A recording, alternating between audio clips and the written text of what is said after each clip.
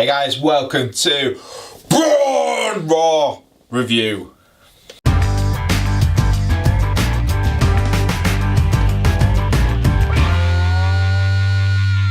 So we started off this week's episode of Raw in probably the best manner ever. We had Braun Strowman pretty much telling us the WWE Universe a story, which is always cool, where he destroys the Beast, breaks the machine, and he becomes Universal Champion because he's decided he's going to be Universal Champion, which is awesome. Kurt Angle comes out, interrupts our storytelling time, and says, Braun, what you did last week was unacceptable. You're fired. And Braun Strowman is absolutely, let's just say, nicest words possible, angry with this choice.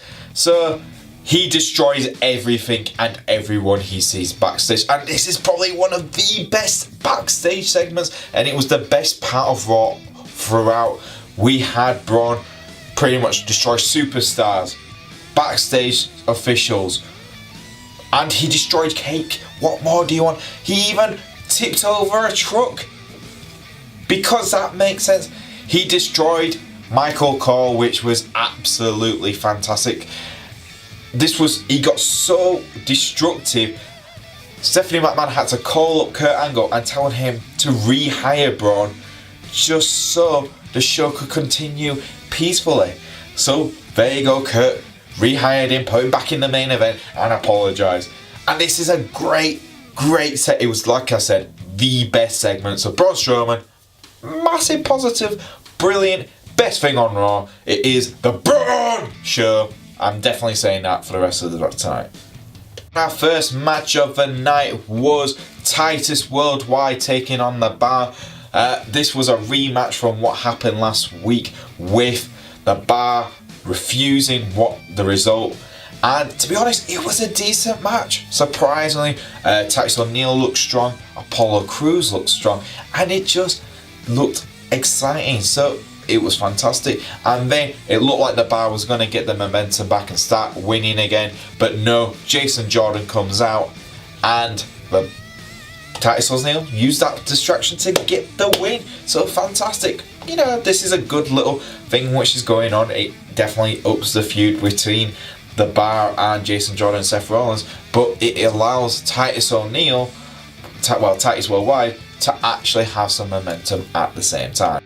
Then we had obviously our Cruiserweight match of the night, which was Cedric Alexander taking on Tony Nese, and again a very decent match. Tony Nese and Alexander are probably for me two of the best cruiserweights in this division. It was very entertaining from start to finish. Obviously, Alexander, #1 contender. He's gonna get the pin, he's gonna get the win, and he did. And it was kind of cool. Enzo Amore was outside the ring as well with Goldust, which was quite cool. I don't know if Goldust has turned face again, but if this is something to do with Goldust, I kind of enjoy it. I like this new management kind of style he is taking on with Alexander. So we had Asuka taking on Nia Jax for tonight, and it was a good match. It was very, very similar to the match we saw in the NXT title match, and it was great to see both women looking very, very strong, and that's what you want to do just before the Royal Rumble, with these two being two of the favourites in the Rumble to win it. Now for me, this was a good way. So Nia looked absolutely strong, and she didn't lose. The referee ended the match because of pretty much Nia with Asuka kicking the back of Nia's leg. It went through the steps, the ring steps, and she just couldn't continue. It was well worked, I've got to say. One, it makes Asuka's undefeated streak continue. Two, makes Nia Jax look strong. It wasn't her who gave up, it was the referee, because she could not stand up still. And Nia sold really well again. After the match ended, fourth officials came out with Alexa Bliss, making sure she was alright and taking her backstage to check on her. Again, Nia's selling of this injury was absolutely brilliant. The match itself was fantastic, back and forth, but you just didn't know who was going to get the win. Nia looked super strong throughout the whole match itself, and Asuka's techniques in submissions was just excellent. And like I said, backstage we had Enzo Amore come and see Nia just to make sure she was alright, so we definitely continued the storyline with Enzo and Nia Jax love interest, with her pushing away Alexa Bliss. Then we had the Revival taking on some local talent, or jobbers as we like to say, and there's nothing really much to say that in the match. The Revival just completely and utterly destroyed these local talent, but the promo work itself was one of the best promos I've seen in a long time. The Revival's go, don't call us entertainers, we are pro wrestlers, and that's a no-no in Vince's world, right? You don't say you're pro wrestlers, you'll say you're entertainers. But no, they saw it. They go, we're not made by the corporate company, we are here to wrestle, and that's it. And that was a great promo. So the match itself was nothing special, but it definitely gives the idea of the Revival are something different and something unique in this tag team division, which we need as well. Then we had Roman Reigns in a 2-on-1 handicap match against the Miztourage, and to be honest, before the match even started, we had Elias doing his little singing bit to introduce them. But let's get past the Elias bit, because that isn't, for me, it's okay, it's entertaining for what it is, but the best bit before this whole match started was the Miz's promo. Is it me, or is the Miz just every single week just better and better, and he is just proving why he is the number one, for me, talker in the company right now. He just absolutely entertaining to watch, entertaining to just see in the ring as well. And to be honest, the match itself was quite typical Roman Reigns match. Roman didn't really look like he was at a disadvantage, even when Axel and Bo Dallas were outnumbering him. The only interesting bit about the whole match itself was what was the Miz doing around the ring. One, he took the Intercontinental Championship title and held it up.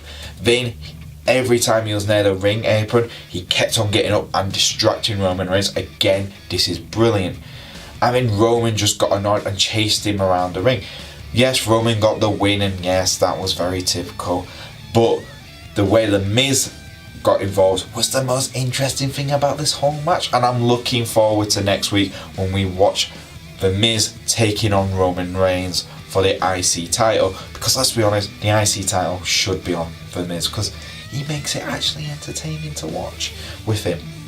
And then we had Sasha Banks taking on Sonya Deville, and to be honest, it was a very quick match. It wasn't anything as fast, as long as Asuka versus Nia Jax, which we had earlier on in the show.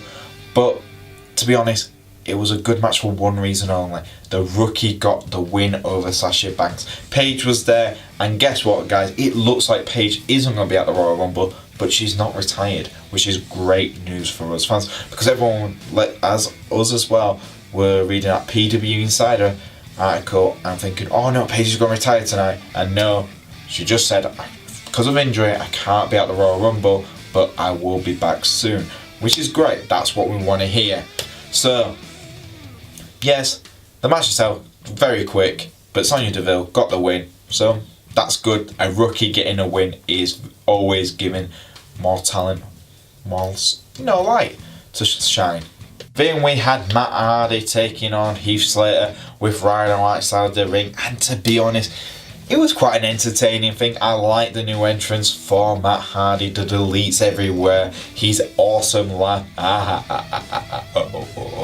It's awesome. I can't do the laugh, but there you go. But it was actually entertaining. I look forward to seeing how this broken Matt Hardy continues, and his rivalry with Bray Wyatt. But the match itself was entertaining. Heath Slater looked very, very, very, very scared of being in the ring with this woken Matt Hardy, and you know, this idea of is he Slater, and I like Rhino's t-shirt he was wearing, "You can do it, Slater." I thought that was awesome. But let's be honest, we knew that Matt was going to get the win. We know that this is obviously building us up the story of Heath Slater and Rhino probably splitting soon, and you know, it's still giving Matt Hardy momentum towards the Royal Rumble, where he possibly will take on Bray Wyatt at the Rumble, and so that was cool. But our main event was a rematch from the first ever Universal title match with Finn Balor taking on Seth Rollins. And before we get into all the controversial and the stupid bits of the match, first things first, this whole match was brilliant. Very fast paced, exactly what you want to see by two of the most absolute ability-wise two best wrestlers in the company right now, apart from AJ Styles obviously. But absolutely fast paced, a lot more fast than I was expecting for a Raw main event. Both men just showed off their abilities at the absolute brilliance. Then we had the Bar come out to try and get revenge on Jason Jordan, but instead they accidentally hit Gallows and Anderson, which caused them to fight them near the ring. And then Jason Jordan pulls Finn Balor's leg, which allowed Seth Rollins to use his oldest finisher, the curb stomp, which was absolutely awesome because everyone was in shock. But before that, we had a controversial bit when the referee did count to 3, but he accidentally went, no, it was 2.5. And we're all like, what? But you already put down for 1. And that was brilliant. The replay showed, no, the referee made a mistake. He overcounted. So that's definitely going to be written in next week, I'm sure of it. Which everyone will be like, hold on. That means the clubs had 2 victories over the tag team champions, and Titus Worldwide have had victories over the number 1 contenders. So I've got a feeling that by Royal Rumble we'll possibly have a fatal 4-way match. Maybe? Who knows? But yes, like I said, the main event was absolutely very entertaining indeed. And there you go, guys. That's our Raw review episode. It was a very, very good, entertaining show. Braun Strowman, MVP for the whole show. Best thing ever. He is definitely one of the highlights on Raw. The Miz, best talker in the whole damn company. And I'm even going to say it, Finn Balor and the club, you just heard the fans chanting Balor Club, and shouting Too Sweet as well. Awesome. So there you go, guys. That's our Raw review. If you like our videos, please like and share. If you got any comments, post them up down below. And you can follow me on Twitter @Boise88, and I'll see you guys on the next Smack Talk Wrestling review.